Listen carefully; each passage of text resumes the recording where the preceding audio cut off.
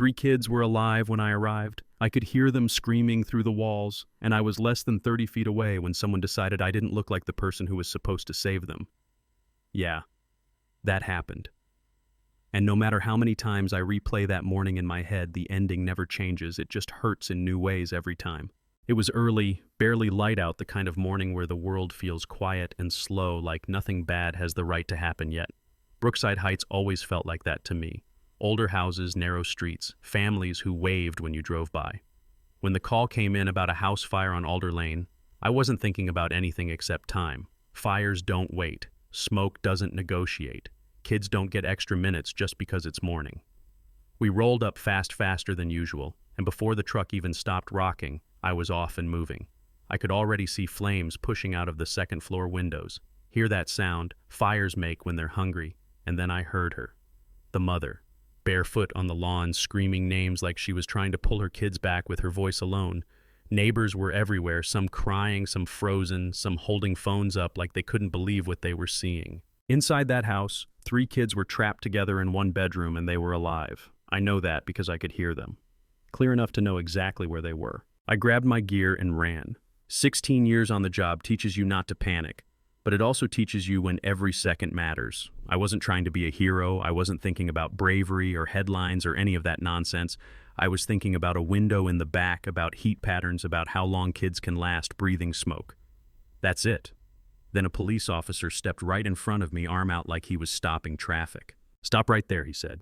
I barely slowed. "Fire department, kids inside, I need to get in now." He looked me up and down. Helmet, coat, name stitched across my chest in reflective letters. The truck behind me with lights screaming. He still smiled, this little half smile that told me everything I needed to know. "Yeah, sure," he said. "Step back, sir." I remember thinking, wait, what? I'm Captain Reed. Brookside Fire, there are 3 kids upstairs. "You got ID?" he asked. I pointed at my chest. "It's right here. Name, badge, rank. You see the truck?" "I don't care what your jacket says," he said. "Government ID. Until then, you're not going anywhere." That's when it hit me. He wasn't confused. He wasn't overwhelmed. He had decided right there that I didn't belong, that I didn't look like the person who should be running toward a burning house. You know what I mean?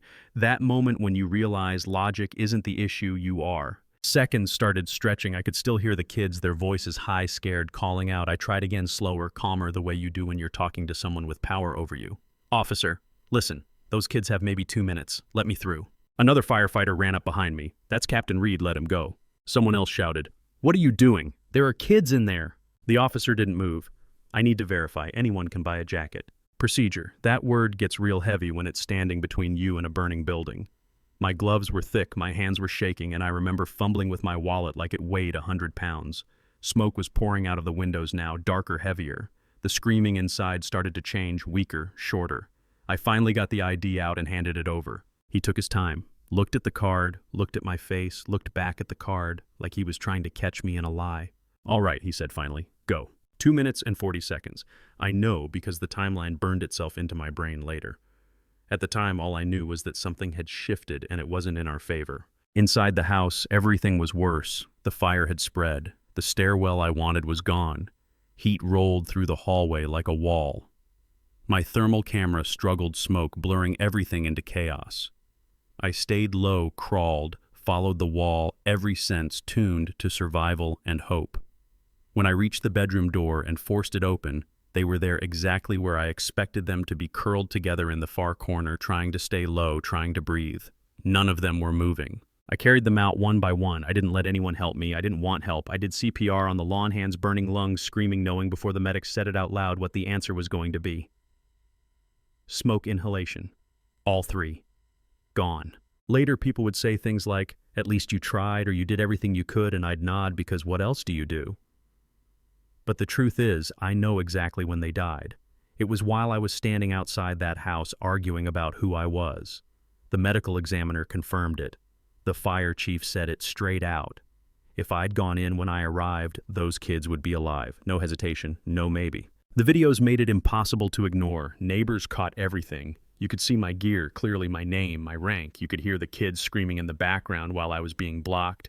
And then you could hear the silence. That's what broke people, that moment when the noise just stopped. The outrage came fast. Social media, news, city hall, everywhere. People weren't just sad, they were angry because this wasn't an accident, it wasn't confusion, it was bias wearing a badge and calling itself caution. The officer's history came out too. Complaints. Stops involving black professionals in uniform, a nurse, a delivery driver, a supervisor on a job site, always the same story. Doubt first, respect later, or never.